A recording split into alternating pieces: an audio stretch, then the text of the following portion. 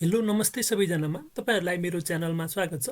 आउनुस् नेप्से सम्बन्धी कुरा गरौँ। आज साताको दोस्रो कारोबारको दिन पनि नेप्से 10.26 अङ्कले बढेर नेप्से परिसूचक 2104.72 को बिन्दुमा गएर बसेको छ र 150 वटा कम्पनी वृद्धि भएको छ भने 86 वटा कम्पनी घटेको छ र 11 वटा कम्पनी स्थिर छ।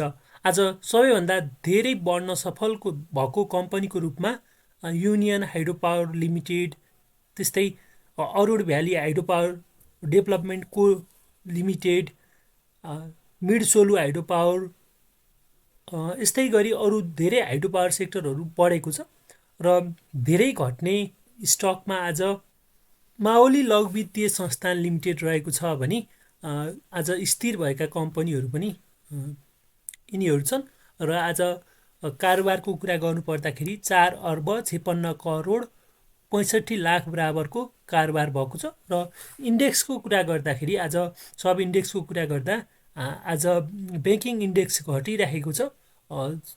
अरू हाइड्रो पावर इन्डेक्स अलिकति धेरै नै बढेको छ। माइक्रो फाइनान्स इन्डेक्स पनि घटिरहेको छ। त्यस्तै नन लाइफ इन्डेक्स पनि घटेको छ। अदर सेक्टर पनि आज अलि धेरै बढेको छ र समग्रमा मार्केटले एउटा राम्रो लय लिएको छ। यहाँबाट चाहिँ सुरुको आवरबाट बढेर यसरी मार्केट बढेरै बसेको छ। यो भनेको एकदमै सकारात्मक हो र एउटा राम्रो बिन्दुमा गएर बसेको छ। र टेक्निकल चार्टको कुरा गर्नु पर्दाखेरि मार्केटमा अब 2100 भन्दा माथि बस्न सफल भयो भने हामी लगानी गर्न सकिन्छ। त्यहीबाट मार्केट फर्किन पनि सक्छ भनेर हामी कुरा गरिरहेका थियौँ। मार्केटले त्यही अनुसार चाहिँ रियाक्ट गर्दै गएको छ। यो पोइन्टबाट माथि बसेको छ। यहाँबाट मार्केट माथि बस्नु भनेको चाहिँ एकदमै राम्रो हो। यहाँबाट यो लेभलसम्म फेरि मार्केटले रियाक्ट गर्न सक्छ। 2220 को लेभलसम्म फेरि पनि मार्केट जान सक्छ। 2230 को लेभलसम्म पनि पुग्न सक्छ।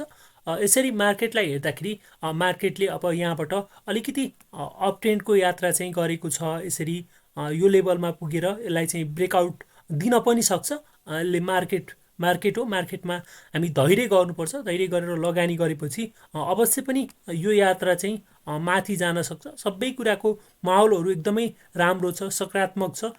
अलिकति आज भोल्युम पनि राम्रो आएको छ र कारोबार रकम पनि राम्रो भएको हुँदाखेरि मार्केटले अप ट्रेन्डको यात्रा चाहिँ गरेको छ भनेर चाहिँ हामी बुझ्न सकिन्छ। यहाँबाट माथि चाहिँ बसिरहेका राम्रा कम्पनीहरूमा हामी इन्ट्री हुन सक्छौँ। केही इन्डिकेटर लगाएर मार्केटलाई हेरौँ। मार्केटमा इन्डिकेटरले के भन्छ त, बजार कस्तो अवस्थामा छ भन्ने कुरा इन्डिकेटरबाट पनि बुझिहालौँ। म्यागडी लगाएर हेर्दाखेरि बजार म्यागडीमा आज अलिकति फिका कलरको हिस्टोग्रामहरू बनेको छ। यसले पनि बिस्तारै मार्केट घट्दै जान लागेको छ भनेर चाहिँ देखाउँछ र यो म्यागडी लाइन पनि बिस्तारै घुम्न चाहिँ टाइम लाग्छ। अब 1-2 दिनमा यो म्यागडी लाइन पनि मासतिर घुम्नेछ र क्रसओभर आएर बाई सिग्नल आउने छ भन्ने हामी आशा गर्न सकिन्छ। त्यस्तै आरएसआईको कुरा गरिहालौँ। आरएसआईको कुरा गर्दाखेरि आरएसआई पनि बुलिस जोनतर्फ लम्किएको छ, माथितिर बढिरहेको छ। यसले पनि बजार चाहिँ अलिकति माथि जान्छ भनेर सङ्केत गरिरहेको छ। त्यस्तै सुपर ट्रेन्डको कुरा गर्दाखेरि सुपर ट्रेन्डमा पनि बाई सिग्नल स्टिल भ्यालिडै छ। हामीले बाई सिग्नल भ्यालिड देख्न सकिन्छ। त्यो भएको कारणले गर्दाखेरि डराइहाल्नु चाहिँ पर्ने स्थिति छैन। त्यस्तै बोलिङ्गर ब्यान्ड हेर्दाखेरि बोलिङ्गर ब्यान्डमा पनि अप्पर ब्यान्डभन्दा माथि बसेको छ। यसले अवश्य पनि मार्केटलाई यो अप्पर ब्यान्डसम्म चाहिँ लानेछ। मिडल ब्यान्डबाट अप्पर ब्यान्डसम्म लानेछ र यसलाई ब्रेकआउट गरेर माथितर्फ चाहिँ बिस्तारै बोलिङ्गर ब्यान्ड पनि मोडिन्छ भनेर हामी बुझ्न सकिन्छ। र हामी इचिमोको क्लाउडलाई पनि हामी हेरेका थियौँ। इचिमोको क्लाउडबाट पनि अब बिस्तारै क्यान्डलहरू माथितर्फै जान्छ भनेर हामी देख्न सकिन्छ। इचिमोको क्लाउड लगाएर हेरिहालौँ। इचिमोको क्लाउडबाट पनि मार्केट चाहिँ अलिकति बिस्तारै माथि फर्केको छ। यसले पनि एकदमै राम्रो सङ्केत गरेको छ। बिस्तारै कन्भर्जन लाइनलाई पनि ब्रेकआउट गरेर यो चाहिँ अप ट्रेन्डमा चाहिँ मार्केट जान्छ भनेर हामी भन्न सकिन्छ। र मार्केट एकदमै राम्रो लयमा माथि गइरहेको छ। र यदि मार्केट 2100 भन्दा माथि चाहिँ बस्यो भने तपाईहरु पनि राम्रा स्टकहरुमा इन्ट्री हुन सक्नुहुन्छ। र केही स्टकहरु हामी पहिल्यैदेखि हेरेका स्टकहरुलाई हामी चर्चा गरिहालौँ।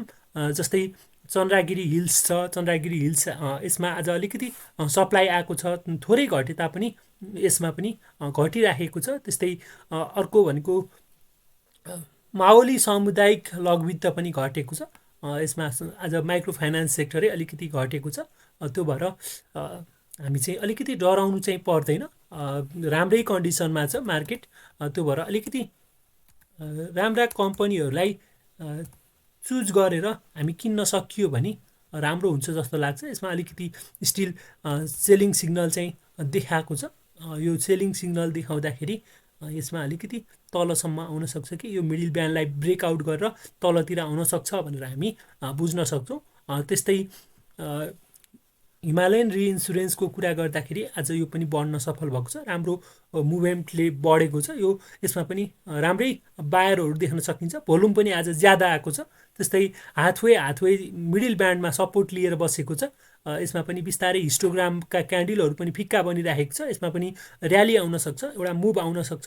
त्यस्तै एनआरआइसी पनि आज चम्केको छ होइन। अब एनआरआइसीमा अलिकति पुँजी थप्ने कि भनेर चाहिँ यसमा चर्चा भइरहँदाखेरि यो सबै यसमा चाहिँ एकदमै राम्रो, हिजैदेखि एकदमै बुलिस क्यान्डल बनेर यो माथि गएको छ। यसले अलिकति ठुलो टार्गेट दिन सक्छ। तपाईँहरूसँग छ भने पनि यसलाई चाहिँ होल्डै गर्नु होला। त्यो होल्ड गर्नुभयो भने तपाईँको स्टक चाहिँ दोब्बर पनि हुनसक्छ। सोनाको कुरा गर्दाखेरि सोना मिडल ब्यान्डभन्दा तल छ, स्टिल यसमा सेलरहरू नै हाबी भएको छन्। र यो म्यागडीको हिस्टोग्राम हेऱ्यो भने पनि बिस्तारै यो फिक्का हुँदैछ र फिक्का भएर पोजिटिभ एरियामा क्यान्डलहरू बन्न सक्छ। र यसमा इन्ट्री हुँदाखेरि बुलिङ्गर ब्यान्डलाई चाहिँ ब्रेक गरेर माथि गएपछि मात्र हामी इन्ट्री भयो भने एकदमै राम्रो हुन्छ जस्तो लाग्छ। त्यस्तै हामी जिसिआइएललाई पनि हेरौँ, घोराई सिमेन्ट इन्डस्ट्री पनि सेम, यो अलिकति घट्न सक्छ। हामी यो लेभलसम्म चाहिँ कुर्न सक्छौँ, 490 को अथवा मैले तपाईँहरूलाई भनेको थिएँ 480 को लेभल चाहिँ कुरेर बस्दा पनि हुनसक्छ। यो 480 को लेभलसम्म पनि आउन सक्छ। यसले मिडल ब्यान्डलाई ब्रेकआउट गरेर आएको छ भनेर मैले तपाईँहरूलाई पहिल्यैदेखि भनेको थिएँ। त्यस्तै शिवम हेरौँ, शिवम सिमेन्टको कुरा गर्नु पर्दाखेरि शिवम सिमेन्ट पनि 500बाट तल घट्न मानिराखेको छैन। यो मिडल ब्यान्डलाई चाहिँ ब्रेकआउट गरेर माथि बस्न सफल भएपछि मात्र चाहिँ इन्ट्री हुनु होला। यसमा पनि अहिले तत्कालै डराइहाल्नु पर्ने स्थिति छैन। अब बिस्तारै यसलाई चाहिँ ब्रेकआउट गरेर माथि चाहिँ जान्छ। त्यो भएको कारणले गर्दाखेरि यो पनि एउटा राम्रो कम्पनीको रूपमा लगानी गर्ने एउटा कम्पनी हुनसक्छ। त्यस्तै युनाइटेड मर्दी कम्पनीमा पनि आज एकदमै राम्रो ब्रेकआउट दिएर माथि क्यान्डल गएको छ। यसले पनि भोल्युमले पनि सपोर्ट गरेको छ। यसले पनि माथिल्लो टार्गेटहरू चुम्न सक्छ। तपाईँहरूले आफ्नो अध्ययन गरेर लगानी गर्न सक्नुहुन्छ। अलिकति सेयर बजार भनेको जोखिम हुन्छ। तपाईँले मेहनत गरेर दुःख गरेर कमाएको पैसालाई चाहिँ आफ्नो अध्ययनले चाहिँ के भन्छ, आफ्नो अध्ययन अनि विवेक प्रयोग गरेर मात्र स्टक बजारमा लाग्नु होला। त्यस्तै हामी हिजो अस्तिदेखि कुरा गरेको एमबिजेसी छ, मध्यभोटे कोसी पनि आज अलिकति यसमा स्टिल सेलिङै देखिएको छ। यो घट्न पनि सक्छ। यो मिडल ब्यान्डबाट माथि चाहिँ बस्न सफल भएपछि मात्र यसमा हेर्नु होला। त्यस्तै चिलिमेलाई हेरौँ, चिलिमे हाइड्रो पावर कम्पनीलाई पनि हेरिहालौँ। यो पनि आज मार्केट समग्रमा बढे तापनि यसमा पनि सेल सिग्नलै देखाएको छ। अलिकति वेट गर्नुहोस्, यो रेन्जसम्म आउन सक्छ। 480 को लेभलसम्म यसलाई हामी हेऱ्यौँ भने राम्रो हुनसक्छ। त्यस्तै अलिक ठुलो कम्पनी अपरको पनि कुरा गरिहालौँ।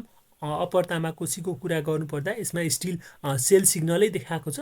अब यसमा अलिकति यसको अक्सनबाट सेयर आउँदाखेरि अलिकति तल्लो लेभलमा आउँछ कि भनेर हामी डराउनु पनि पर्ने हुन्छ। त्यो भएर अलिकति राम्रा कम्पनीहरूमा जानु चाहिँ एकदमै उत्तम हुन्छ जस्तो लाग्छ। र आज एनटिसीलाई पनि हामी हेरिहालौँ।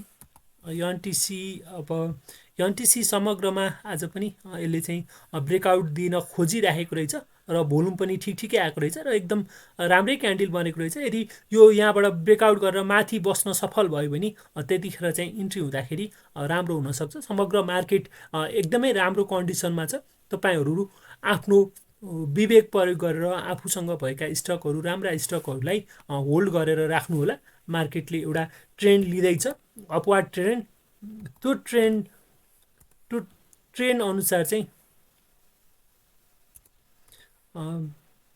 मार्केट चाहिँ राम्रो गतिमा छ, डराउनु पर्दैन। मार्केटले अप ट्रेन्ड लिँदैछ होइन। अलिकति लगानीकर्तालाई चाहिँ के भइराखेको छ भन्दाखेरि यहाँबाट बिस्तारै यसरी घटेको मार्केट फेरि पनि अलिकति स्विङ लिएर यसरी फेरि घट्ने हो कि भन्ने डर छ। तर वास्तवमा मार्केट अलिकति बिस्तारै बिस्तारै सानो सानो क्यान्डलहरू बनाएर माथि चाहिँ गइराख्यो र घटेन भने लगानीकर्ताहरूको पनि मनोबल बढ्दै जान्छ, जसले कारोबार रकमहरू भोल्युमहरू राम्रो आएर नेप्सेमा चाहिँ एउटा राम्रो माहौल आउन सक्छ।